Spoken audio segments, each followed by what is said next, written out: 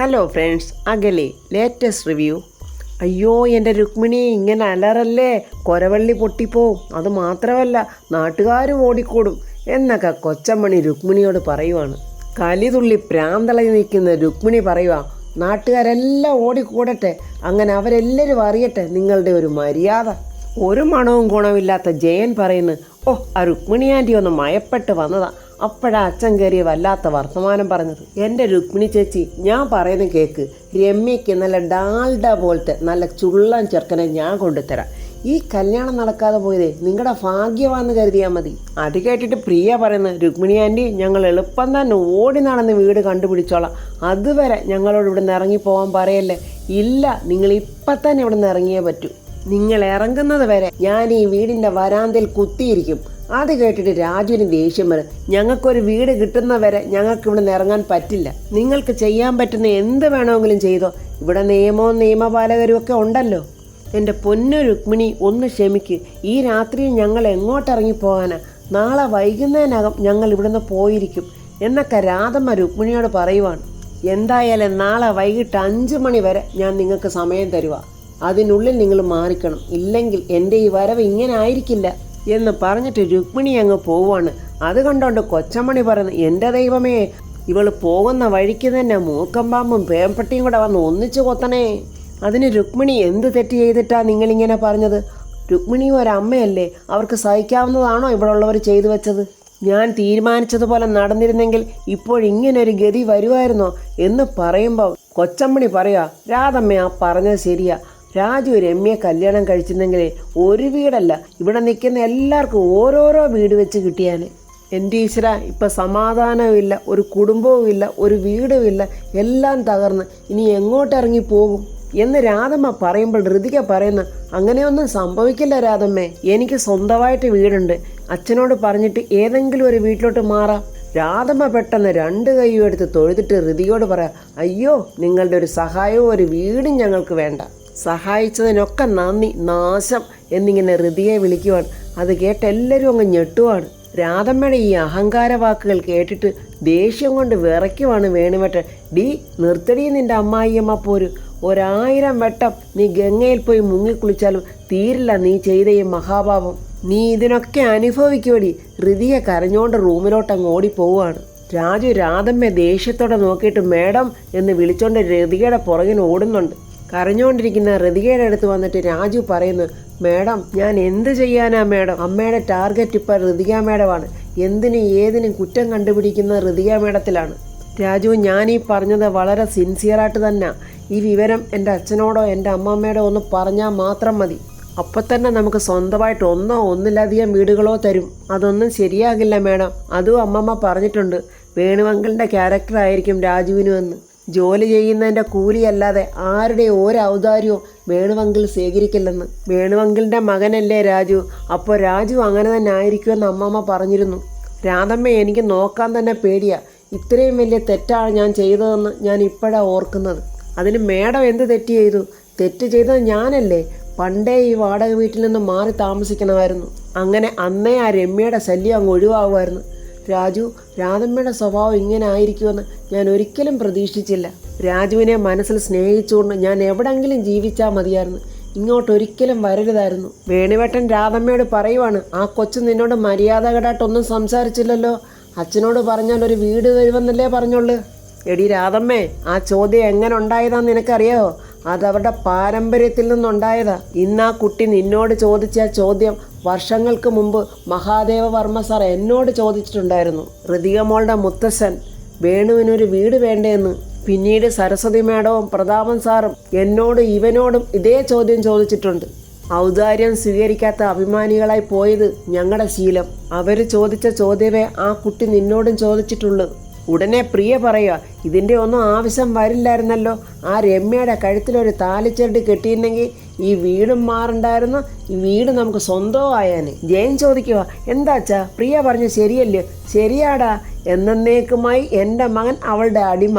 അങ്ങനെ പതുക്കെ പതുക്കെ പലിശക്കാരി രുക്മിണി ഇവിടെ കയറി വന്ന് ഭരണം തുടങ്ങും. ഞാനും എൻ്റെ ഭാര്യയും മക്കളും പിന്നെ രുക്മിണിയുടെ നായ്ക്കൾ. ആ രുക്മിണി ഇങ്ങോട്ട് കയറി വരുമ്പോൾ കുരയ്ക്കണം, വാലാട്ടണം. ഇതെല്ലാം കേട്ടോണ്ട് നിന്നിട്ട് രാജു രാധമ്മയോട് പറയാ, എന്തൊക്കെയായാലും അമ്മ ഋതിക മേഡത്തിനോട് പറഞ്ഞത് വളരെ മോശമായിപ്പോയി. ആഹാ, മോശമായിപ്പോയി. അതേമ്മേ, വളരെ മോശമായിപ്പോയി. ഓ, അവനെ ഭാര്യയെ പറഞ്ഞപ്പോൾ അവന് നൊന്ത്. നിന്റെ അമ്മ ഇവിടെ നിന്ന് ഇങ്ങനെ ഉരുകുന്നതേ നിനക്കിപ്പോൾ ഒരു പ്രശ്നമല്ല. നിനക്ക് അത്രയ്ക്ക് വിഷമമാണെങ്കിൽ നിന്റെ രാജകുമാരിയെ വിളിച്ചോണ്ട് അവിടെ കൊട്ടാരത്തിലോട്ട് പോടാ. ഇവിടെ ഞാനും ബാക്കിയുള്ളവരും നാളെ തെരുവിലോട്ട് ഇറങ്ങുവാ, പിച്ചക്കാരെ പോലെ കടത്തിണ്ണയിലോട്ട്. അത് കേട്ടിട്ട് വേണിവട്ടം പറയാം, ഇവിടെ കടത്തിണ്ണയിലോട്ടൊന്നും ആരും പോകുന്നില്ല, അതിനുള്ള അവസരമൊന്നും ദൈവം ഉണ്ടാക്കത്തില്ല. രാധമ്മ ഉടനെ വേണിവട്ടനെ അങ്ങ് കളിയാക്കുവാണ്. പിന്നെ എങ്ങോട്ട് പോവും? നിങ്ങൾക്കുണ്ടല്ലോ കുറേ തറവാടുകൾ, ഏക്കർ കണക്കിന് അങ്ങ് സ്വത്തുക്കളും. എടി രാധമ്മേ, നീ കളിയാക്കിയൊന്നും വേണ്ട. നിന്നെ മോഹന വാഗ്ദാനങ്ങളൊക്കെ പറഞ്ഞ് പറ്റിച്ച് കൂട്ടിക്കൊണ്ട് വന്നതല്ലല്ലോ ഞാൻ. എല്ലാം അറിഞ്ഞിട്ട് സന്മനസ്സോടുകൂടി തന്നെയാ നീ അന്ന് എന്നോടൊപ്പം പോന്നത്. അതിന് വീട്ടുകാരും നാട്ടുകാരും എല്ലാം സാക്ഷികളാ. വേണുവേട്ടൻ സങ്കടത്തോടെ പറയുവാണ്, ഒരു കിടപ്പാടം എൻ്റെ സ്വപ്നമായിരുന്നു, പക്ഷേ അത് സാധിച്ചില്ല. ഉടനെ രാധമ്മയ്ക്ക് ദേഷ്യം വരുവാണ്. ഉണ്ടായിരുന്നല്ലോ നിങ്ങൾക്കൊരു തറവാട്, എന്നിട്ടത് എവിടെ പോയി? അതിനെ നിന്നെ കാണുന്നതിന് മുമ്പ് വരെ ഞാനൊരു വിവാഹ ജീവിതം ആഗ്രഹിച്ചിരുന്നില്ല. തറവാടൊക്കെ എനിക്ക് ഉണ്ടായിരുന്നു. കൂടപ്പിറപ്പുകളൊക്കെ ദരിദ്രവാസികളായതുകൊണ്ട് അതൊക്കെ ഞാൻ അവർക്ക് കൊടുത്തിട്ട് പോന്നു. രാധമ്മയുടെ അഹങ്കാരത്തിന് ഒരു കുറവുമില്ല. ഈ രാധമ്മ എന്തിനാ ഇത്ര അഹങ്കരിക്കുന്നതെന്നും അറിയില്ല. വീണ്ടും അങ്ങോട്ട് വേണുവേട്ടനെ കളിയാക്കണം. ഓ, ഉണ്ടായിരുന്നതെല്ലാം അവർക്ക് കൊടുത്ത്. നിങ്ങൾ വലിയ സമ്പന്നനായിരുന്നല്ലോ. നീ എന്നെ എൻ്റെ ചങ്കിനിട്ട് കുത്തി വേദനിപ്പിക്കല്ലേടി. പാവം നമ്മുടെ വേണുവേട്ടൻ സഹതാപത്തോടെ പറയുവാണ്. രാജു പറയുക, അമ്മേ, അമ്മ വിചാരിച്ചിരുന്ന ഒരു കാര്യം നടക്കാതിരുന്ന നാൾ മുതൽ മറ്റൊരു ക്യാരക്ടറായിട്ട് എൻ്റെ അമ്മ മാറിയിരിക്കുക. ഇത് എൻ്റെ അമ്മ തന്നെ ആണോ എന്ന് ഞാൻ പലപ്പോഴും സംശയിക്കുവാണ്. അതേടാ, ഞാനിപ്പം നിൻ്റെ അമ്മയല്ല. ഞാൻ പ്രസവിച്ച എൻ്റെ 2 പെൺമക്കളുടെ മുഖമാണ് എൻ്റെ മനസ്സിൽ. അവരുടെ കരച്ചിലാണ് എൻ്റെ ഉള്ളു നിറയെ. അപ്പോൾ രാധമ്മ കണ്ടവൻ്റെ പറമ്പിലെ പുല്ല് കണ്ടുകൊണ്ടാണ് പശുവിനെ വളർത്താനിരുന്നത്. പലിശക്കാരി രുക്മിണിയും രമ്യയും കണ്ടുകൊണ്ടാണ് പെൺമക്കളുടെ ഭാവി ജീവിതം ശോഭനമാക്കാനിരുന്നത്. ഇതിനൊക്കെ പരിഹാരം കാണാതെ സ്വന്തം ഇഷ്ടപ്രകാരം ഒരു വിവാഹം കഴിച്ച നീ എൻ്റെ മകനെ അല്ലടാ. രാധമ്മയുടെ ആ നീചമായ വാക്കുകൾ കേട്ട് സകല നാഡീനരമ്പുകളും തകർന്ന പോലെ നമ്മുടെ രാജു ഇങ്ങനെ തകർന്നു നിൽക്കുവാണ്. ഋതിക വളരെ വിഷമത്തോടെ ദൈവത്തോടൊക്കെ പ്രാർത്ഥിക്കുന്നുണ്ട്. രാജുവിന് ഒരു ബുദ്ധിമുട്ടും തോന്നരുത്. എൻ്റെ ദൈവമേ, ഞാൻ അതിന് എന്താ ചെയ്യേണ്ടത്? എനിക്കൊരു വഴി പറഞ്ഞതാ എൻ്റെ ഈശ്വര. പുരയ്ക്ക് തീ കത്തുമ്പം തന്നെ കഴുക്കോൽ ഊരുന്ന പോലെ ആ രുക്മിണി വന്നവിടെ കോലാഹലം ഉണ്ടാക്കുന്ന സമയത്ത് തന്നെ ജയൻ പോയി രാജു കൊണ്ടുവച്ചിരുന്ന ആ ഫയൽ മോഷ്ടിച്ച്. ആ ഫയലിപ്പോൾ അവൻ ആരും കാണാതെ പുറത്ത് വന്നിരുന്നുകൊണ്ട് സുശീലിനെ വിളിച്ചിട്ട് പറയുന്നു, എടാ സംഗതി സക്സസ്, ഞാനത് അടിച്ച് മാറ്റിയടാ. അമ്പടാ ഭയങ്കര. എങ്ങനെയാടാ ജയ അത് സാധിച്ചത്? എടാ, അതൊക്കെ ഭയങ്കര സാഹസികമായ കഥയാണ്, അതൊക്കെ ഞാൻ പിന്നെ പറയാം. എന്നിട്ട് ജയൻ പറയുന്നു, ഇവിടുത്തെ പ്രശ്നങ്ങളൊക്കെ ഒന്ന് പരിഹരിക്കാൻ ഒരേ ഒരാൾക്കേ കഴിയൂ, അംബികാവർമ്മ. ഞാനും ഇപ്പോൾ ഒരു വർമ്മയാണല്ലോ, ഒന്ന് വിളിച്ചു നോക്കാം എന്നും പറഞ്ഞ് ജയൻ അംബികയ്ക്ക് വിളിക്കുന്നുണ്ട്. ഹലോ, അംബികാവർമ്മയല്ലേ? അതെ.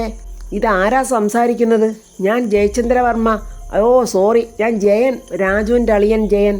എന്നിട്ട് അംബിക ഉടനെ അവിടെ മോനോട് പറഞ്ഞു, എടാ ലവനായാലും ഊള, ഓണത്തിന് മാവേലി വേഷം കെട്ടിയില്ലേ അവൻ. എന്തായാലും അവൻ വിളിച്ചത് എന്താണെന്നൊന്ന് അറിയട്ടെ. ആ പറ ജയ, എന്താ കാര്യം? മാഡം, എനിക്കൊരു ഹെൽപ്പ് വേണവൻ. എന്ത് ഹെൽപ്പാ ജയ വേണ്ടത്? മടിക്കണ്ട, പറഞ്ഞോ. ഞാനും രാജോളിയനും ഒക്കെ താമസിക്കുന്നത് രുക്മിണി ചേച്ചിയുടെ വീട്ടിലാണല്ലോ. ആ രുക്മിണി ചേച്ചി വന്നിവിടെ കുറേ പ്രശ്നമുണ്ടാക്കി. എന്ത് പ്രശ്നമാണ് ജയ? അപ്പം ജയൻ അവിടെ ഉണ്ടായ പ്രശ്നങ്ങളൊക്കെ ഇങ്ങനെ അംബികയോട് പറയുവാണ്. അത് കൊള്ളാമല്ലോ, അവൾ എന്തൊരു മര്യാദകളാണ് കാണിച്ചത്. മേഡത്തിൻ്റെ ഫ്രണ്ടല്ലേ ഈ രുക്മിണി ചേച്ചി. അപ്പം മേഡം പറഞ്ഞാൽ രുക്മിണി ചേച്ചി കേൾക്കും. മേഡം അവരോട് പറഞ്ഞ് എങ്ങനെയെങ്കിലും ഈ പ്രോബ്ലം ഒന്ന് സോൾവ് ചെയ്തു തരുമോ? ആട്ടുംതോലാണ് ഞാൻ മറ്റൊരു ചെന്നായോടാണ് ആ ഊള ജയൻ പറഞ്ഞു കൊടുക്കുന്നത്. അതെന്താ ജയ അങ്ങനെ പറഞ്ഞത്? ജയൻ ഇപ്പം ഞങ്ങളുടെ റിലേറ്റീവ് അല്ലേ? ജയൻ പറഞ്ഞാൽ ഞാൻ കേൾക്കാതിരിക്കുമോ? ജയൻ ഫോൺ വെച്ചേരെ, ഞാൻ ഇപ്പം ശരിയാക്കി തരാം. എടാ മോനെ ദീപക്കെ, ആ രുക്മിണി ഉണ്ടല്ലോ, എല്ലാവരെയും അവിടുന്ന് കുടിയിറക്കുക. എൻ്റെ പൊന്നു മോനെ, ഇതിപ്പരെ ഒരു സന്തോഷ വാർത്ത ഈ അടുത്ത കാലത്തെങ്ങും അമ്മ കേട്ടിട്ടില്ല. അല്ല, അമ്മ ഇപ്പം എന്ത് ചെയ്യാൻ പോവാ? ഞാൻ എന്താ ചെയ്യാൻ പോകുന്നത്? എൻ്റെ പൊന്നുമോനെ നീ ഒന്ന് കണ്ടോ. ഉടനെ തന്നെ അംബിക രുക്മിണിയെ വിളിച്ചിട്ട് പറയുന്നു, രുക്മിണി കൺഗ്രാജുലേഷൻസ്, എൻ്റെ എല്ലാവിധ അഭിനന്ദനങ്ങളും. ഇതൊക്കെ അംബിക എങ്ങനെ അറിഞ്ഞു? ആരാ ഇതൊക്കെ അംബികയോട് പറഞ്ഞത്? അതെ, ഇപ്പോൾ ആ ജയൻ വിളിച്ച് എന്നോട് റിക്വസ്റ്റ് ചെയ്തു ഞാൻ രുക്മിണിയോട് പറയണമെന്നും പറഞ്ഞു. എങ്ങനെയെങ്കിലും ഈ പ്രോബ്ലം സോൾവ് ചെയ്യണം. അപ്പോൾ അംബിക വിളിച്ചത് മധ്യസ്ഥതയ്ക്കാണോ? ഒന്ന് പോ രുക്മിണി, ഞാനെന്താ മദർ തെരേസയാണോ ഇവരോടൊക്കെ കാരുണ്യം കാണിക്കാൻ? നാളെ രാവിലെ തന്നെ എല്ലാത്തിനെയും ചെന്ന് കഴുത്തെ പിടിച്ച് വെളിയിലിറക്കണം. ആ ചട്ടിയും കലവും ഉപ്പിമാങ്ങ ഭരണി എല്ലാം ചവിട്ടി പൊട്ടിക്കണം. അതെ, സഹായത്തിന് ആൾ വേണമെങ്കിൽ പറഞ്ഞാൽ മതി. ഞാൻ ദീപക്കിനോട് പറഞ്ഞ് കുറച്ച് ഗുണ്ടകളെ അങ്ങോട്ട് അയക്കാം. എനിക്ക് സഹായത്തിന് ആളൊന്നും വേണ്ട അമ്പിയെ. അവരെയൊക്കെ അടി കൊടുത്തിറക്കാൻ ഞാൻ മാത്രം മതി. അങ്ങനെ ഒരു കുടുംബം കണ്ണുനീരോടെ പെരുവഴിയിലോട്ട് ഇറങ്ങുന്ന ആ സീനോർത്ത് അമ്മയും മോനും നിന്ന് ഭയങ്കരമായിട്ട് പൊട്ടിച്ചിരിക്കുവാണ്. രാജുവിൻ്റെ വീട്ടിൽ അങ്ങനെ ജയനും പ്രിയയും ചേർന്ന് ഓരോ സാധനങ്ങളൊക്കെ ചാക്കിനകത്തൊക്കെ വാരി കെട്ടിക്കൊണ്ടിരിക്കുവാണ്. രാജുവിനോട് ഋതിക എന്തൊക്കെയോ സംസാരിക്കുന്നുണ്ട്. ഋതിക പറഞ്ഞതെല്ലാം കേട്ടിട്ട് രാജു ശരി മേഡം എന്ന് പറഞ്ഞിട്ട് രാജു അവിടുന്ന് പോവുകയാണ്. ഒച്ചമ്മണി ഇങ്ങോട്ട് വന്നിട്ട് ഋതികയോട് പറയാം, ദാണ്ടെ എനിക്ക് ഈ കണ്ട കടത്തിണ്ണയിൽ കിടക്കാനും പോലീസുകാരുടെ തല്ലുകൊള്ളാനും ഒന്നും എനിക്ക് പറ്റില്ല, ഞാൻ എൻ്റെ വീട്ടിലങ്ങ് പോവും എന്ന് പറയുമ്പോൾ ഋതിക ഒന്നും പറയാതെ തിരിഞ്ഞ് നടക്കാൻ പോകുമ്പോൾ പെട്ടെന്ന് കൊച്ചമണി കൈക്ക് പിടിച്ചിട്ട്, മന്ത്രിമോൾ എവിടെ പോവുക? എന്താ വല്ല കടത്തിനെയും ഉദ്ഘാടനം ചെയ്യാനോ മറ്റോ പോവുകയാണോ? ഞാനേ പുറത്തോട്ടൊന്ന് പോവുക വല്യമ്മേ. അല്ല മോളെ, ഈ ഗതിയില്ലാത്ത അഗതികൾക്ക് വീട് വെച്ച് കൊടുക്കുന്ന എന്തോ ഒരു പദ്ധതി ഉണ്ടല്ലോ. അങ്ങനെയെങ്കിലും ഈ ദരിദ്രവാസിയായ ഭർത്താവിനെ ഒന്ന് സഹായിക്ക്. രമ്യ പാതി ചത്തോ പാതി ചാകാതാണോ, ഭ്രാന്തിയാണോ, ഭ്രാന്ത് അഭിനയിക്കുവാണോ, എന്തുവായാലും അവിടെ മനസ്സ് മുഴുക്കെ ഉഗ്രൻ വിഷമാണ്. അവൾ അങ്ങനെ കുത്തിയിരിക്കുവാണ് അവിടെ. അപ്പോൾ രുക്മിണി അങ്ങോട്ട് വന്നിട്ട് ചോദിക്കുന്നു, നീ വരുന്നോ എന്നോടൊപ്പം? എങ്ങോട്ട് പോവാനമ്മേ? അതെ, കൂടും കുടുക്കയും എടുത്ത് എല്ലാവരും കൂടെ ഇറങ്ങിപ്പോകുന്നത് കാണാൻ. ഞാൻ രാജുവിനെയും അവൻ്റെ വീട്ടുകാരെയൊക്കെ അവിടെ നിന്ന് ഇറക്കി വിടാൻ പോവുക. എൻ്റെ മോൾക്കത് കണ്ട് സന്തോഷിക്കാം, ഒരു പ്രതികാരവും വീട്ടാം. രുക്മിണിയുടെ മകളല്ലേ രമ്യ, അപ്പോൾ അവൾക്കും അതേ ദുഷ്ടത്തരം തന്നെയാണല്ലോ. എൻ്റെ പ്രതികാരം ഇങ്ങനെയൊന്നും ആയിരിക്കില്ല, അത് ഞാൻ ഒറ്റയ്ക്ക് തന്നെ ചെയ്തോളാം. എനിക്കതിനാരുടെ സഹായവും വേണ്ട. എല്ലാം കൂടെ പോയി വല്ല കടത്തിണ്ണയിലോ തെരുവിലോ കിടക്കട്ടെ. നാശങ്ങൾ, എൻ്റെ മകനെ അവർ തട്ടിയെടുത്ത് എൻ്റെ മകളുടെ ജീവിതവും തകർത്തു. ഇനിയും ഞാൻ ഇവരോട് ക്ഷമിച്ചാൽ ദൈവം പോലും എന്നെ വെറുതെ വിടില്ല. ആ രാധമ്മ എന്നോട് ഒരു ദിവസത്തെ അവധിയാണ് ചോദിച്ചിരിക്കുന്നത്.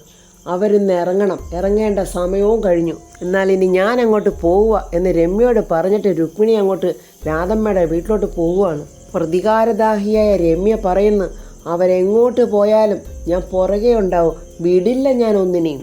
അംബിക മോനോട് പറയും, എല്ലാവരുടെ കൂടും കുടുക്ക എടുത്തുകൊണ്ട് പോകുന്നത് ശരിയാണോ? ഒരു സമ്മാനം കൂടെ കൊടുക്കണ്ടേ? എൻ്റെ അമ്മ എന്തൊക്കെയായി പറയുന്നത്, ഞാൻ ഇപ്പം കാണിച്ചു തരാടാ. അംബിക അങ്ങനെ 2 ഗുണ്ടകളെയാണ് വിളിച്ച് സംസാരിക്കുന്നത്. ഇതിപ്പോൾ പെട്ടെന്ന് വന്നൊരു കൊട്ടേഷനാണ് എന്നും പറഞ്ഞ് അവൾ എന്തൊക്കെയോ ആ ഗുണ്ടകൾക്ക് പറഞ്ഞു കൊടുക്കുന്നുണ്ട്. അപ്പോൾ ഫ്രണ്ട്സ്, അംബിക പറഞ്ഞ ഗുണ്ടകൾ അവിടെ വരുമ്പോഴേക്കും രുക്മിണി അവിടെ അലറിയടിച്ച് വരുമ്പോഴേക്കും അവരൊക്കെ പ്രതീക്ഷിച്ചതിനൊക്കെ വിപരീതമായി തന്നെ ഋതിക എന്തെങ്കിലും പോംവഴി അവിടെ കാണിച്ചിരിക്കും. ആ റിവ്യൂമായി നമുക്ക് നാളെ കാണാം. എൻ്റെ ഈ റിവ്യൂ ഇഷ്ടപ്പെട്ടാൽ ലൈക്കും കമൻസും, സബ്സ്ക്രൈബ് ചെയ്യാത്തവർ സബ്സ്ക്രൈബ് ചെയ്യണേ.